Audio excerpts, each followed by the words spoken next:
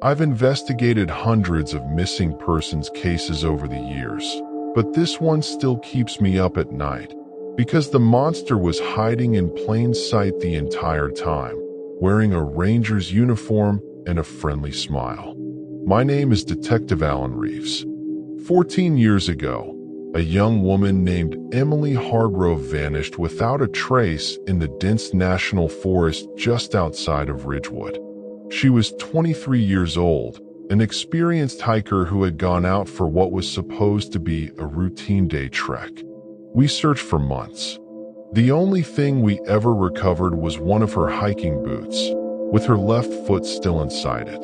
I was part of the very first search team. Leading the operation was the senior park ranger, Thomas Harlan. Everyone in the department spoke highly of him, a dedicated, level-headed guy who knew those woods better than anyone. After meeting him, I had to agree. He was calm, organized, and genuinely committed to finding Emily. 2 months after the boot was discovered, hope had almost completely faded. Even Emily's parents had begun quietly discussing whether there was anything left worth searching for. The official search had been suspended early that day because of heavy rain. Ranger Harlan approached me afterward and asked if I wanted to come over to his place for a drink. We had built a decent rapport over the many long days we'd spent combing the forest together, so I accepted. We sat in his modest one-story house on the edge of town, talking for a couple of hours while working through several drinks. Eventually, Harlan opened up in a way I hadn't expected. He told me he had been working in that park for over 20 years and had never failed to bring someone home alive. People went missing all the time, usually just for a few days. Hikers who took the wrong trail, got caught out after dark, or twisted an ankle. They almost always turned up safe, and he would simply add a few more warning signs along the paths. But with Emily, he said, he felt personally responsible. His voice cracked as tears welled up in his eyes. I tried to comfort him, telling him it wasn't his fault, that sometimes tragic accidents happen and people simply disappear forever in places as vast and unforgiving as those woods. He went quiet. We both did. We sat there drinking in silence for a while. Then he looked at me and asked a question I can still hear clearly in my head to this day. Do you really believe we'll never find her? Do you think Emily is gone for good? I told him yes, I believe she was. I wish more than anything that I had been wrong that night. 3 days later, Emily's parents officially called off the search. By that point, it had just been the three of us, her parents, Harlan, and me, continuing on our own for weeks, so I wasn't surprised. Life slowly moved on. I didn't speak to Ranger Harlan much after that. 14 years passed. One ordinary afternoon at the station, I was assigned to perform a welfare check on a 58-year-old man named Thomas Harlan. No one in town had seen or heard from him in over a week. I drove out to the same familiar single-story house on the outskirts of Ridgewood and knocked on the door. No answer. I knocked again and announced myself loudly. Still nothing. I tried the handle. It was unlocked. I knocked one final time, silently praying for a response. When none came, I pushed the door open and stepped inside. The uneasy feeling in my gut grew stronger with every step. I found Thomas Harlan lying face down on the kitchen floor. He was dead. The coroner later ruled it a stroke. Completely natural causes, no signs of foul play. Just an ordinary, quiet end for a man who had spent decades in the forest. But something felt off. While I waited for the ambulance and crime scene techs to arrive, I heard a faint, rhythmic banging coming from somewhere upstairs. I searched the entire second floor, but couldn't locate the source of the noise. I never noticed the small access hatch leading to the attic that day. Several weeks later, the horrifying truth came to light. Construction workers renovating the now vacant house discovered the remains of Emily Hargrove in that attic. She was 37 years old at the time of her death.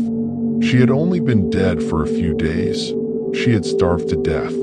Her mouth had been tightly gagged, and her left foot was missing. The woman who had vanished into the woods 14 years earlier had actually been held captive in the attic of the senior park ranger's home the entire time. Thomas Harlan, the man everyone trusted, the one who had led the searches, the one who had sat across from me sharing drinks and tears, had kept her imprisoned there for over a decade.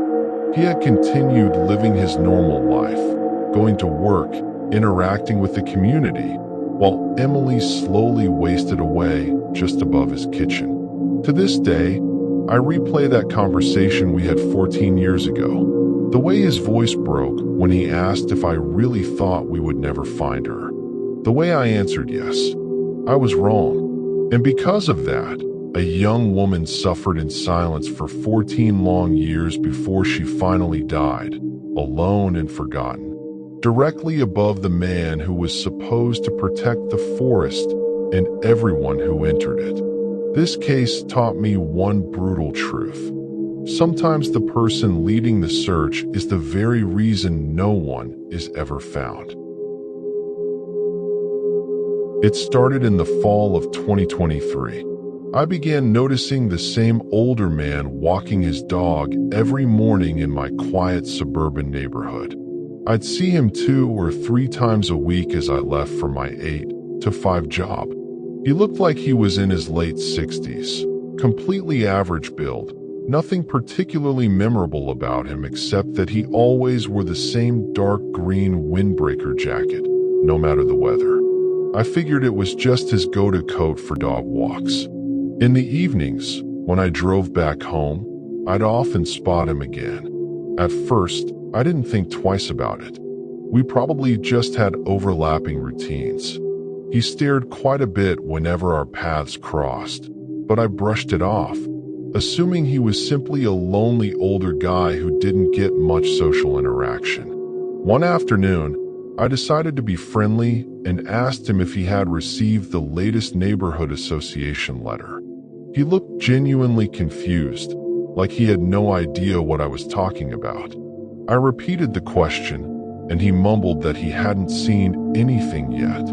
He seemed startled that I had spoken to him at all. I told him to keep an eye out for it and smiled. He just stared at me silently for a few seconds, then turned and continued walking his golden-colored dog without another word. After that brief conversation, I started seeing him much more frequently.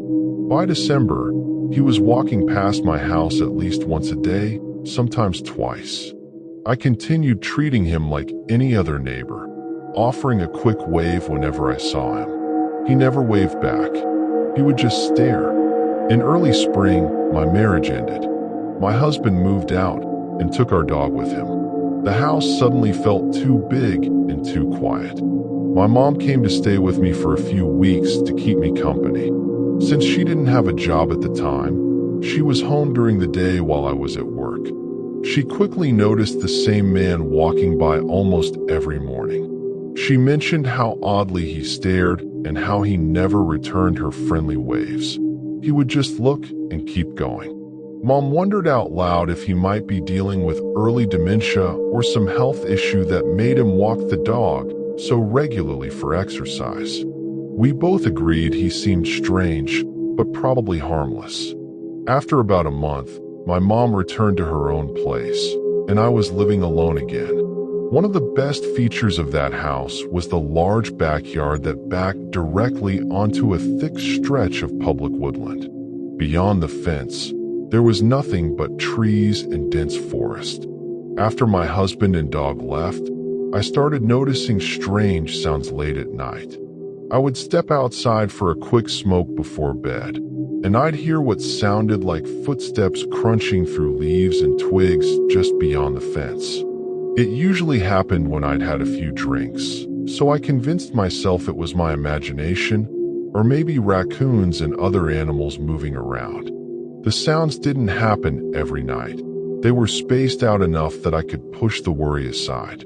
Still, the uneasy feeling of being watched never quite went away. The fence around my yard had horizontal wooden boards, which left narrow gaps if you stood close enough.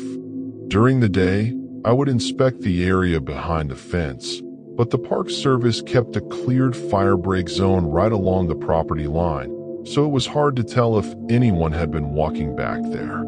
Around that same time, I started missing small things from my backyard. A lighter here, a few cigarettes from a pack I was sure was nearly full the night before. I blamed it on my drinking and forgetfulness. On weekends, my cousins would come over to help with some repairs and projects around the house. The man in the green jacket continued his daily walks. Now he would stop on the sidewalk and openly watch my cousins while they worked in the yard. He would even let his dog wander up the driveway toward them on a long leash. My cousins refused to pet the dog because it had a strong, unpleasant odor. When I mentioned my mom's theory that he might be unwell but harmless, they didn't buy it. The next time he let the dog come too close, one of my cousins firmly told him to move along. According to them, the man just stood there staring for a long moment before finally walking away. After that incident, his behavior grew even more unsettling. Whenever I drove past him, he would stop completely and turn his entire body to follow my car with his eyes. I still gave him the usual neighborly wave, but he never reacted, just kept staring. By June, a close friend of mine moved in with me. She was also going through a difficult divorce, and it was nice to have company again. We spent many evenings laughing, drinking, and sitting around the fire pit in the backyard. That's when the nighttime sounds returned. We would hear footsteps in the woods, and both of us, slightly tipsy, would dash inside laughing nervously. It happened several times over the following months. The noises seemed to occur more often when I was home alone on weekends. My roommate also noticed the man with the dog.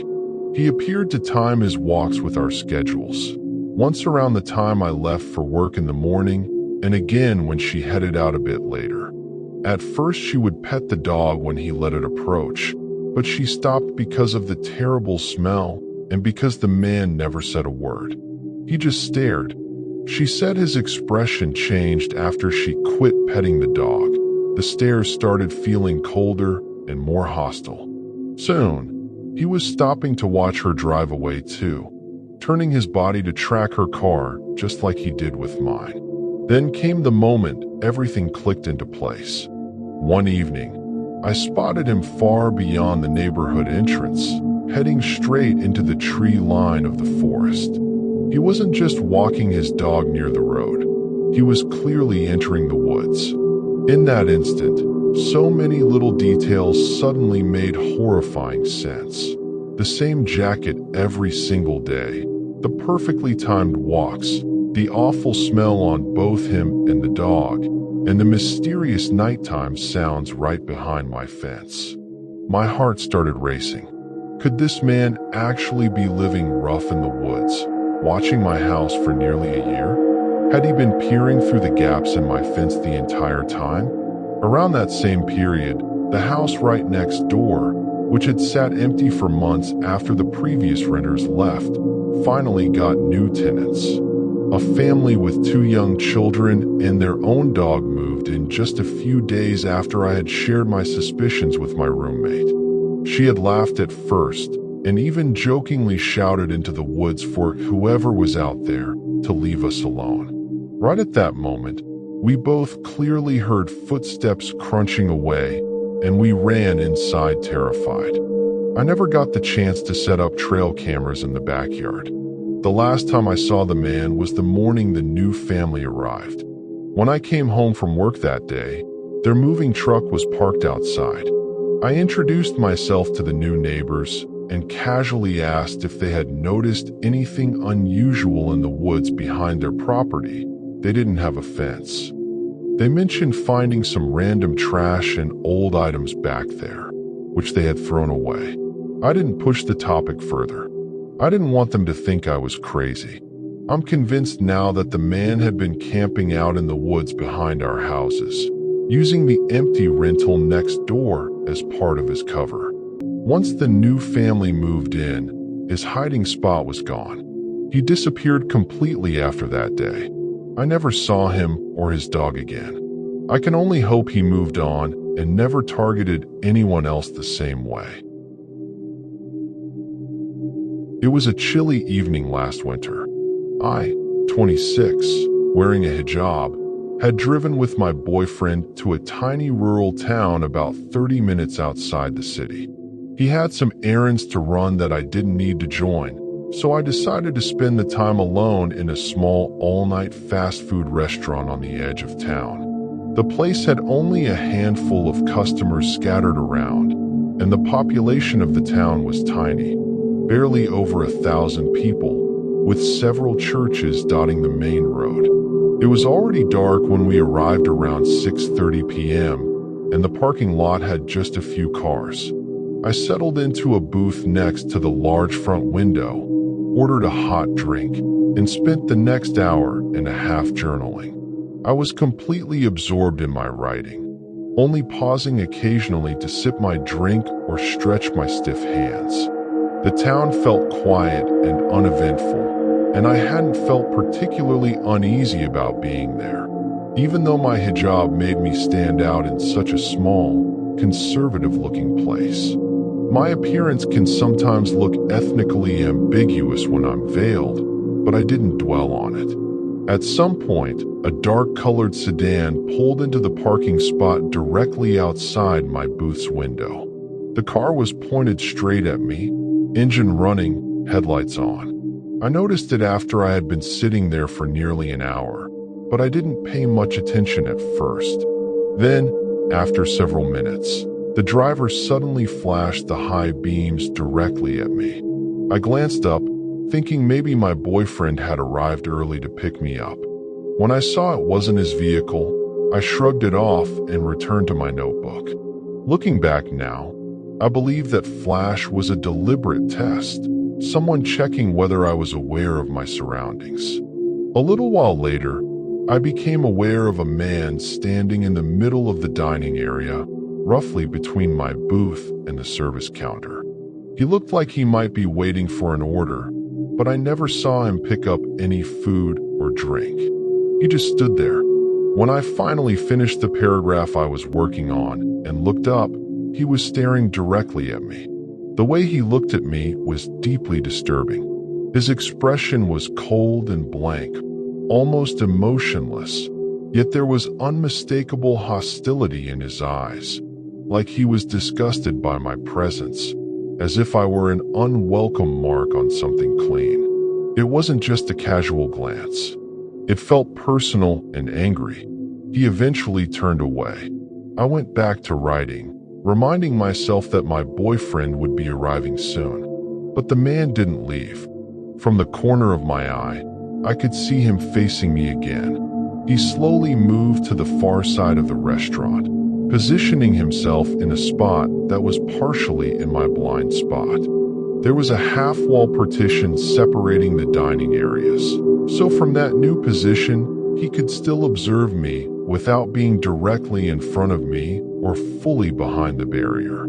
As I started gathering my things, packing up quickly because I had no intention of staying any longer with him there, he began drifting toward the entrance vestibule, the small area between the inner and outer doors.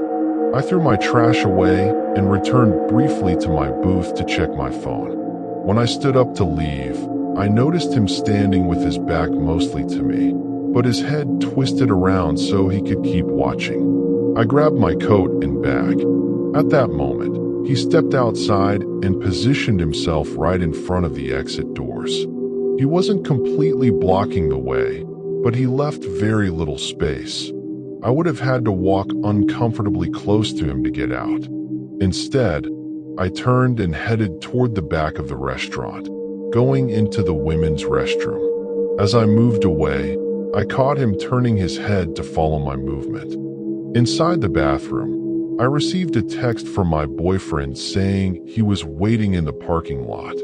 I replied that I'd be right out and pretended to wash up for a minute.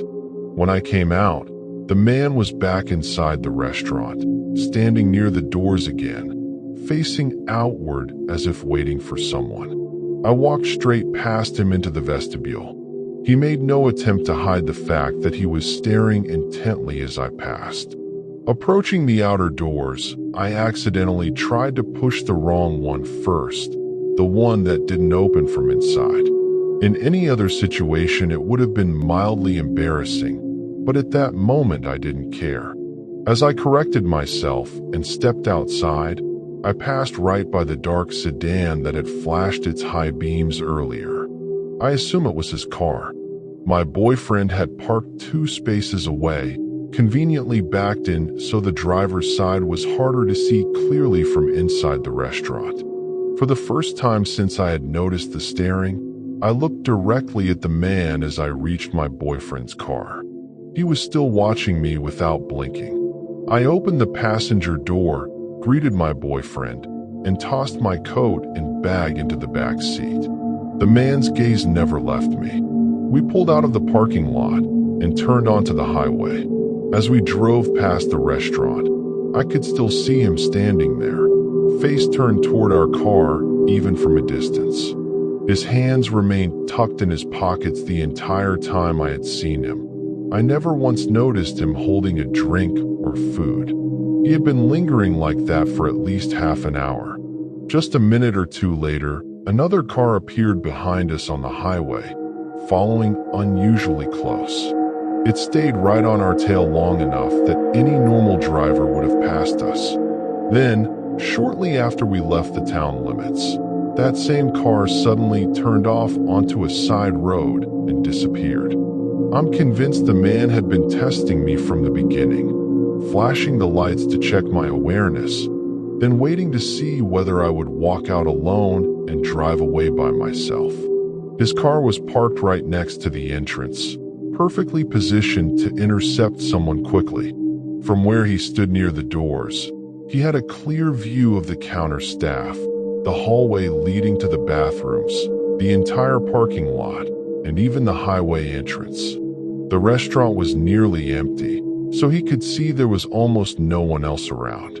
He may have even followed us briefly on the highway to get a better look at the driver, to confirm whether I was leaving with a man or alone. Whatever his intentions were, I have no doubt they were dangerous.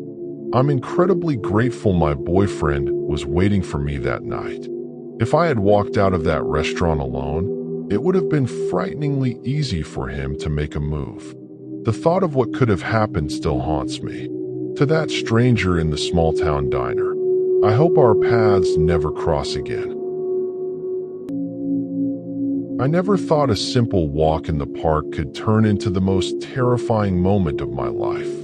It happened a few years ago, right when the pandemic restrictions were finally starting to ease up. My sister and I were excited to get out of the house after being stuck inside for so long. We tagged along with our mom and her boyfriend at the time for a family outing to a popular local park. We expected it to be crowded, but because people were still nervous about going outside, the place felt strangely empty. Only a handful of visitors were scattered around, and every now and then a car would drive past on the main road. After a while, my sister and I decided to split off from Mom and her boyfriend. It had been ages since we'd had the chance to walk and talk freely without being cooped up at home. We strolled along, chatting about silly rumors we'd heard, laughing at old memories, and just enjoying the fresh air and change of scenery. We wandered farther than we planned, completely lost in our conversation. Then, out of nowhere, something made my stomach drop. A man on a motorcycle came riding toward us from the opposite direction. Suddenly, he made a sharp U-turn and slowed down until he was moving at exactly our walking pace, right beside us on the road. My instincts screamed danger immediately. My sister and I exchanged a quick, panicked glance. The man kept staring at us as he rode alongside. We pretended we hadn't noticed him. We were too afraid to look directly at him or acknowledge his presence. Running wasn't an option. He was on a motorcycle, and we were on foot. There was almost no one else around. Just the three of us in that long stretch of the park. Let me paint the scene for you. The park has a wide pedestrian path that runs parallel to the main road, but it's elevated about 4 or 5 feet higher than the road level, like a raised walkway with a small slope separating it from the traffic below. We were walking on that upper path while the man stayed on the road, keeping perfect pace with us. Every second of that walk felt like an eternity. My head felt dizzy and light. My heart was pounding so hard I could hear it in my ears, and I was sweating even though my body felt ice cold with fear. I had to consciously force myself to keep putting one foot in front of the other. My sister and I didn't say a single word to each other. We just kept walking, trying to act normal, while every nerve in my body was on high alert. Finally, we reached the end of the path where it opened up into a parking area. The only problem was that we had to cross the road, the same road where the man on the motorcycle was still waiting. We had no other choice. I glanced back quickly and noticed he had fallen a little behind. That tiny gap gave us a spark of hope. My sister and I immediately started speed walking toward where we thought our mom's car was parked. But when we got there, Mom wasn't around yet. Before we could even catch our breath, we heard the motorcycle engine revving up again. He was driving straight toward us. Panic took over. We turned and rushed back across the road, scrambling up onto the raised pedestrian path once more. As we did, the man suddenly stopped his motorcycle completely and just sat there, watching us. At that point, there was no doubt left in my mind. He was definitely following us. We kept walking along the empty path, hearts racing, still completely alone. It felt like we were never going to reach safety. Then, in the distance, we finally spotted our mom and her boyfriend. Without a word, my sister and I broke into a full run toward them. The moment we reached them, we blurted out everything. How the man on the motorcycle had been trailing us the entire time. As soon as Mom's boyfriend saw the guy still lingering nearby, he didn't hesitate. He jumped into action and started moving toward the man.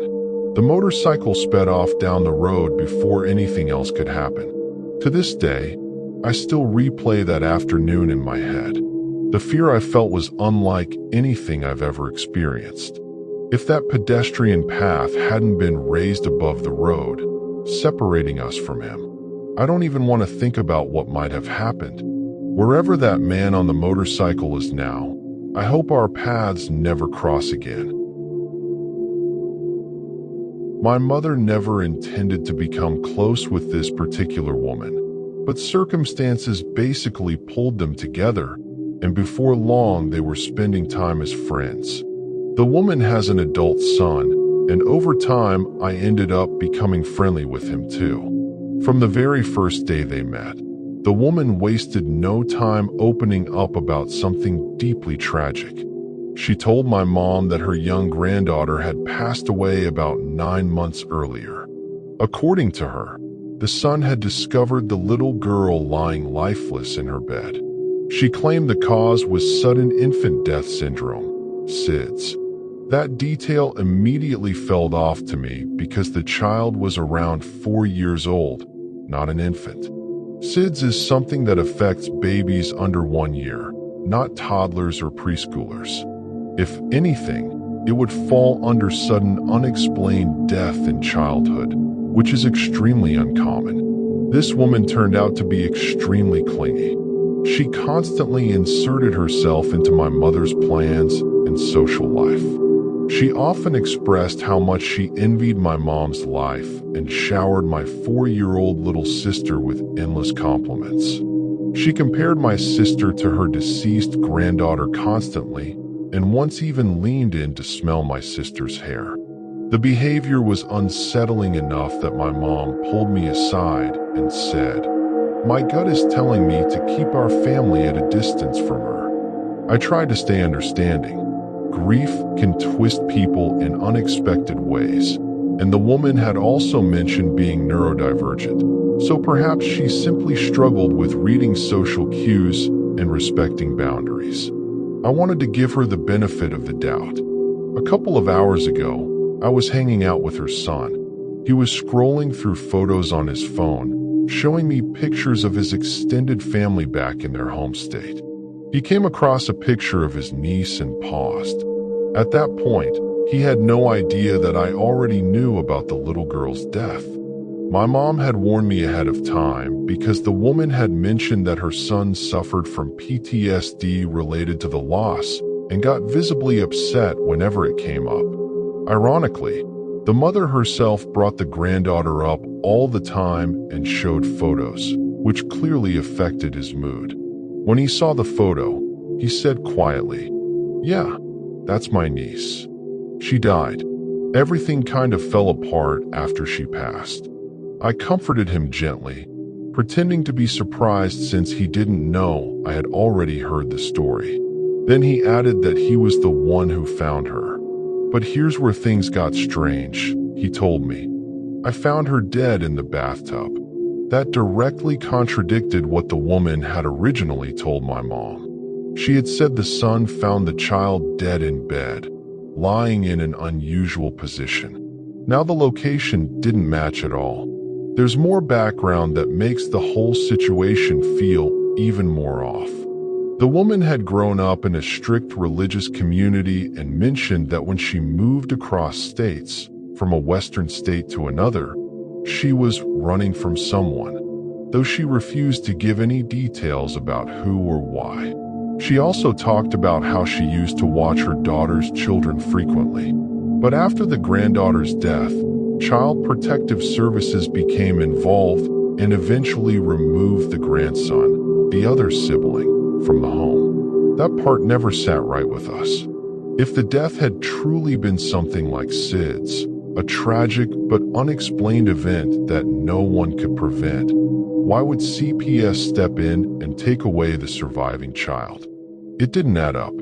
On the other hand, if the little girl had actually drowned in a bathtub because of inadequate supervision, that could easily be viewed as neglect.